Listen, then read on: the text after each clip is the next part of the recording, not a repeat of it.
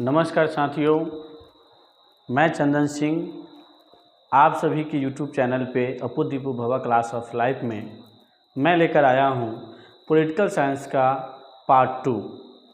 तो dear students, आप सभी बच्चे जो हैं बहुत इंतज़ार भी कर रहे थे, कमेंट भी कर रहे थे सभी लोग कि सर और अच्छा से बनाइए और अच्छा एक अपनी भाषा में बताइए। तो चलिए डियर स्टूडेंट्स, आप लोग के लिए लेकर आए एकदम सिंपल लैंग्वेज में, जो आप बहुत सिंपल भाषा में, आसान भाषा में आप सीख सकते हैं। और एक बार आप पढ़ लीजिएगा तो शायद आप उस चीज़ को, इस लैंग्वेज को नहीं भूलिएगा और आप इसको इसी तरीक़ा से आप सभी को आगे भी पढ़ाया जाएगा। तो देर ना करते हुए हम स्टार्ट करते हैं अपने क्लास को। और फिर से हम सभी लोग बोलते हैं, एक बार बोलते हैं, अभी नवरात्रा का समय चल रहा है, इसलिए इस बार जो है कि माँ का नाम लिया जाए। जय माता दी, जय माता दी कहते हुए हम लोग स्टार्ट करते हैं क्लास को। चलिए स्टूडेंट्स स्टार्ट करते हैं। 5 तक आपको हम पढ़ा चुके थे। आज छठा क्वेश्चन जो है पढ़ाने जा रहे हैं कि क्या है उसके बारे में देखते हैं। क्वेश्चन है कि निर्वाचन व्यवस्था, जैसे आप लोग चुनाव देखते हैं कि चुनाव देखते हैं, निर्वाचन व्यवस्था मतलब निर्वाचन का मतलब होता है चुनाव। तो चुनाव ही जो हो रहा है, जो चुनाव जो होता है आज हमारे पंचायत में, राज्य में, देश में जो चुनाव होता है उसकी क्या क्या व्यवस्था होनी चाहिए, उसी के बारे में हम लोग चर्चा करेंगे। यानी तो निर्वाचन व्यवस्था में जो है पूछ रहा है क्या कि 4 सुधार के बारे में बताइए, कि निर्वाचन व्यवस्था में सुधार बताइए।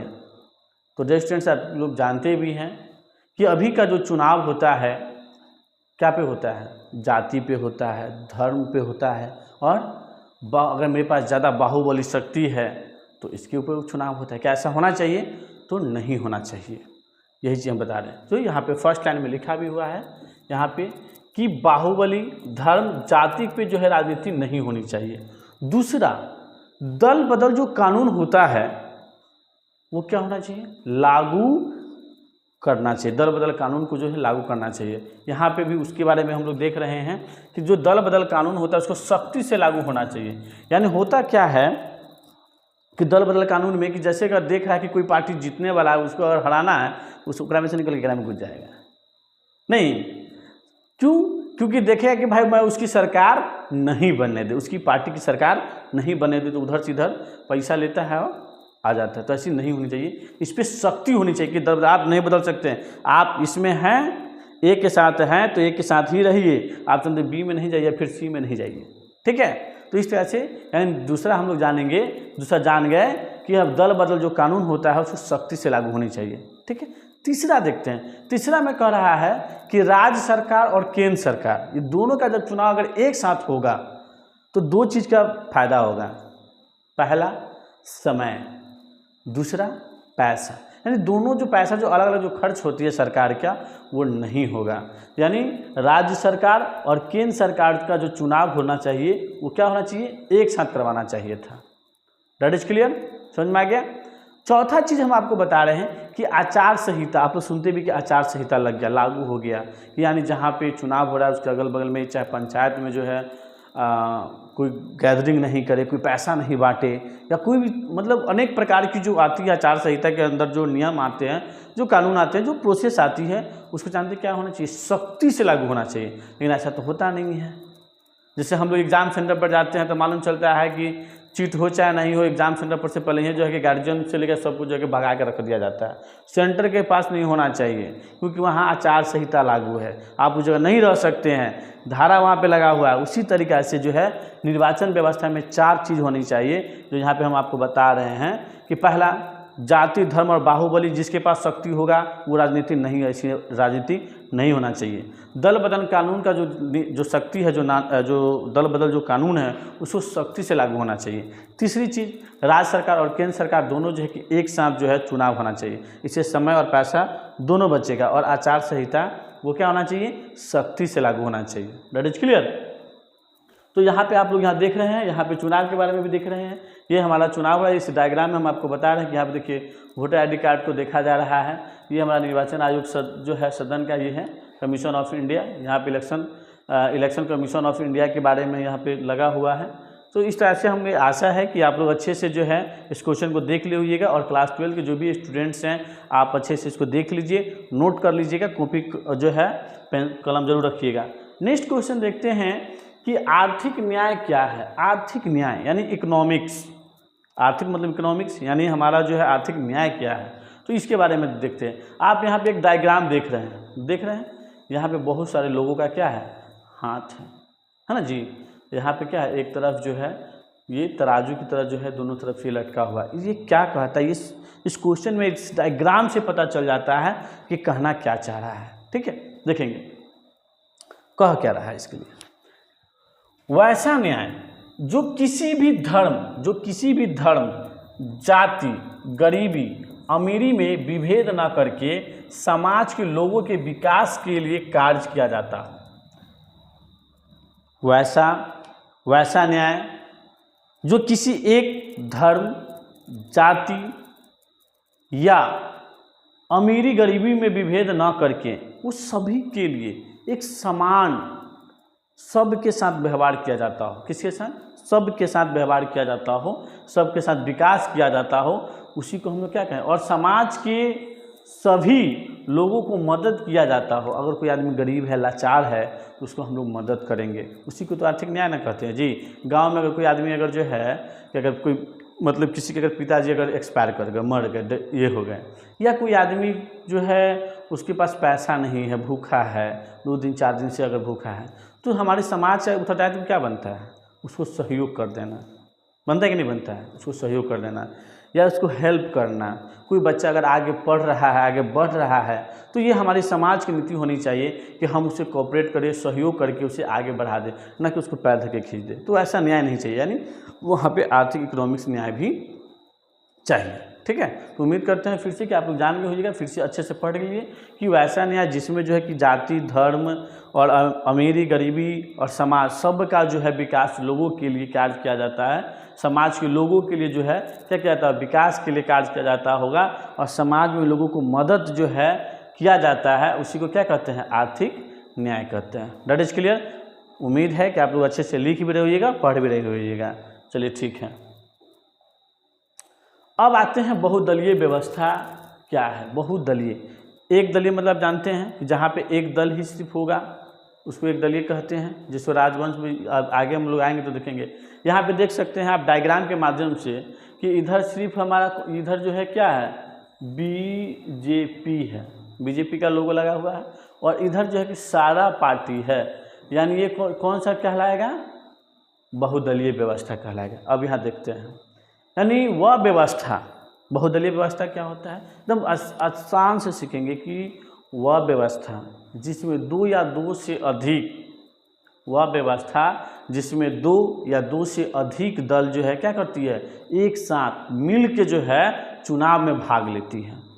एक साथ मिलकर क्या करती है, चुनाव में भाग लेती है, उसी को क्या कहते हैं, बहुदलीय व्यवस्था कहते हैं। जैसे यह देख रहे हैं कि वह व्यवस्था जिसमें 2 या 2 से अधिक दल एक साथ मिलकर चुनाव लड़ती है, ठीक है, उसी को क्या कहेंगे, भाग लेती है, चुनाव में भाग लेती है, उसी को बहुदलीय व्यवस्था कहेंगे। That is clear. डायग्राम में आपको डायरेक्ट फेस टू फेस हो रहा है कि इधर जो है आप देख सकते हैं कि इधर मोदी जी का पिक्चर लगा हुआ है, मोदी जी इधर अकेले हैं, लेकिन इधर देख लीजिए यहाँ पे सारी पार्टी जो है हमारे भारत में जितनी भी पार्टी हैं उस सभी पार्टी की यहाँ पे क्या है, उस सब का लोगो यहाँ पे लगा हुआ है। तो आप इसे समझ सकते हैं कि सारी पार्टी इनके साथ जो है क्या कर रही है, चुनाव में लड़ रही है, भाग ले रही है मोदी जी को हराने के लिए। ठीक है, उसी को हम लोग क्या कहते हैं, बहुदलीय व्यवस्था कहते हैं। अच्छा से समझ में आ गया। चलिए नेक्स्ट लाइन देखते हैं, नेक्स्ट क्वेश्चन। अब देखिए, अब यहाँ पे है कि प्रत्यक्ष प्रजातंत्र के 2 गुणों का उल्लेख करें। अब आप यहाँ पे बताते हैं कि प्रत्यक्ष क्या होता है। एक बार देख लीजिए सभी लोग अपना, फिर से क्वेश्चन भी नोट कर लीजिए। चलिए अब इसको हम जब बताते हैं आपको। प्रत्यक्ष का मतलब होता है डायरेक्ट, या उसी को हम लोग कहते हैं कि सीधा। प्रत्यक्ष का मतलब क्या होता है, सीधा होता है। जैसे यहाँ पे अगर हम बात करें कि अगर राजा का बेटा अगर राजा बनेगा तो वो कौन सा चुनाव होगा, प्रत्यक्ष चुनाव होगा। राजा का बेटा अगर राजा बनता है तो वो कौन सा चुनाव होगा, प्रत्यक्ष चुनाव होगा। लेकिन वही हम लोग मुख्यमंत्री या प्रधानमंत्री को जो है अगर बनाया जाता है, चुनाव कराया जाता है, तो वो कौन सा हम लोग आते हैं, कौन सा चुनाव हम लोग करते हैं, तो वो अप्रत्यक्ष करते हैं। दैट इज क्लियर, आया समझ में? फिर से जान लीजिए, राजा का बेटा राजा होगा, कौन से चुनाव के अंतर्गत आएगा? प्रत्यक्ष। प्रत्यक्ष मतलब सीधा, अप्रत्यक्ष मतलब इनडायरेक्ट। ठीक है, अब यहाँ पे कह रहा है कि प्रत्यक्ष प्रजातंत्र के 2 गुण बताइए। तो पहला गुण हम आपको बता देते हैं कि पहला गुण, पहले भी हम इससे पहले चर्चा किए हैं कि सरकार का चुनाव प्रत्यक्ष होना चाहिए, जैसे जिसमें समय और पैसा, यहाँ देखिए मैं फिर उस समय में बोला था, मैं फिर वही सवाल अगर आ गया, इतना आसान सवाल अगर पूछता है एग्जाम में कि क्या कहें, बस सिर्फ आप बच्चे को तैयारी होनी चाहिए, अच्छी होनी चाहिए, अच्छे ढंग से पढ़ना चाहिए, बस यही चीज़ करना है, और अच्छे ढंग से आप पढ़ लीजिएगा तो एग्जाम में आप अच्छा करके आइएगा। देखिए, तो वही चीज़ हम बता रहे हैं कि प्रत्यक्ष में क्या होता है कि अगर सरकार का चुनाव अगर प्रत्यक्ष हो, जिसमें समय और पैसा दोनों का बचाव होना चाहिए, ठीक है, दोनों का बचत होना चाहिए। दूसरी चीज़ इसमें होना चाहिए कि प्रत्यक्ष का दूसरा गुण हम आपको जो बता रहे हैं कि दूसरा गुण है कि जनता अगर जिस सरकार को अगर बनाती है, अगर वो उससे अगर खुश नहीं होगी तो क्या होगा जानते हैं? उसको हटा देती है, हटा सकती है। It is clear?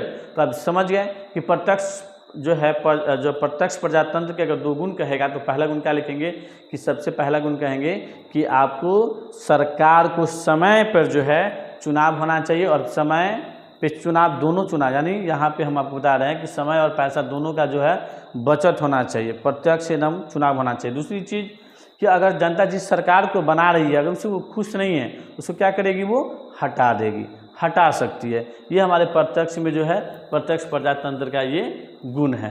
That is clear? Note कर लीजिए इसको।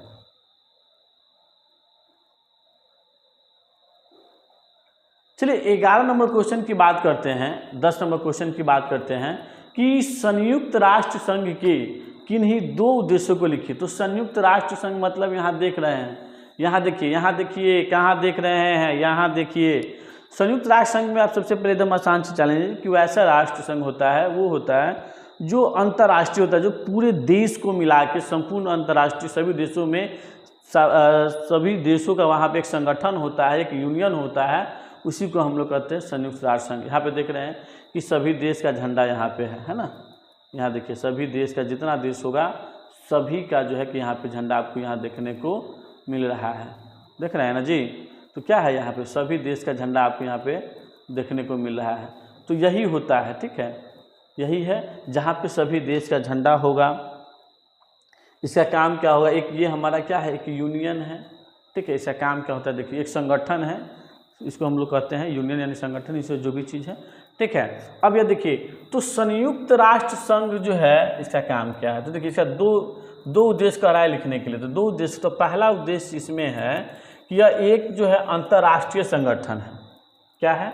ये एक अंतर्राष्ट्रीय संगठन है जो सभी देशों को शांति बनाए रखना, यानी शांति बना के रखना जो है ये चाहता है। यानी किसी भी देश में जो है शांति बनाए रखना चाहता है कि किसी भी देश में क्या हो, लड़ाई नहीं हो। अगर किसी प्रकार की अगर प्रॉब्लम होती है तो उसके निपटारा ये करेगा, ठीक है, लड़ाई नहीं होगा।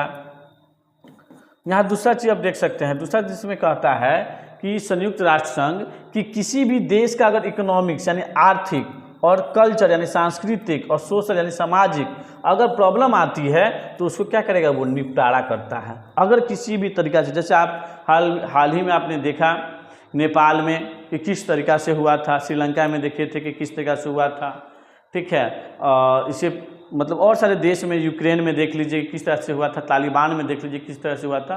तो इस सारे जगह पे क्या हुआ कि सभी देशों ने मिलकर जो कि यूनियन संयुक्त राष्ट्र संघ ने मिलकर क्या किया, वहाँ पे सारे मैटर को, सारी बातों को सोल्व किया, समझाया, बुझाया, सभी लोग को कहा कि चलो भाई अब ये सब तो ख़त्म करो, यहाँ पे शांति कायम करो, और यहाँ पे जो भी प्रॉब्लम है, जो भी परेशानी है, उस जगह पे जो उसका समस्या था, उस सारी समस्या को क्या किया, उसने निपटारा करा दिया। और जिससे क्या हुआ कि आज वो देश एक अच्छे कुशल और एक अच्छे तरह से जी रहे हैं, सभी लोग अच्छे से रह भी रहे हैं। तो चलिए आज इतना ही। वीडियो में हम आपके हर डे जो है कि 5 क्वेश्चन हम आपको लेकर आएंगे और 5 क्वेश्चन आप इस तरह से पढ़िए ताकि लगे कि हाँ कल ही मेरा एग्जाम होने वाला है, और उसको लिखने के साथ साथ उसको याद भी करना। और दूसरी चीज़ बता रहे हैं कि आप अपने जो भी आपके फ्रेंड लोग हैं या जो भी आपके साथ जुड़े हुए हैं उन सभी लोग के पास जो है इनको एक बार भेज दीजिए, लिंक भेज दीजिए कि हमारे सर का जो है एक क्लास 12 आता है अपोदिपोभवा क्लास ऑफ लाइफ से, जिसमें एक अच्छी भाषा में आपको बताया जाता है। और हाँ, जहाँ पे कोई भी चीज़ कमी दिखे कि सर यहाँ पे ये चीज़ होनी चाहिए तो आप बेहिचक मुझे कमेंट करें, ठीक है, बताएं कि सर यहाँ पे ये चीज़ होनी चाहिए थी, ठीक है, क्योंकि आप जब कमेंट करते हैं तो मुझे शक्ति मिलती है क्योंकि मैं उस चीज़ को पूरा करता हूँ, ठीक है। तो इसके लिए आप जो क्या करना है, आपको ये चीज़ नहीं करना है, हिचकिचाना नहीं कि भाई कैसे कमेंट कर, आपको कमेंट करना है, उसको बताना भी है। अगर कमेंट नहीं कर पाते हैं तो आप नंबर लिख लीजिए, आप नंबर पे डायरेक्टली बता सकते हैं, ठीक है, 870968 और 853 पे जो है आप कॉल कर सकते हैं, ठीक है। आप कॉल करके जो है आप हमें बता सकते हैं, या आपको अगर कोई PDF चाहिए या कोई नोट्स चाहिए, या अगर आगे भी आपको कोई चीज़ करना है या कोई भी सब्जेक्ट के जो आपका छूट गया या जो टॉपिक छूट गया उसका नोट्स या PDF चाहिए तो आप बेहिचक जो है आप मुझे कॉल करें, मैसेज करें और उसमें नाम, अपना एड्रेस ज़रूर लिख के भेजें। मैं आपको तुरंत रिप्लाई करूंगा और आपका जो भी क्वेश्चन, जो भी नोट्स हो, जो प्रॉब्लम है, जो चीज़ आपको चाहिए वो ज़रूर लिख के भेजें, मैं उसको ज़रूर समस्या सॉल्व करूंगा। जब तक के लिए जय हिंद, जय भारत, जय बिहार।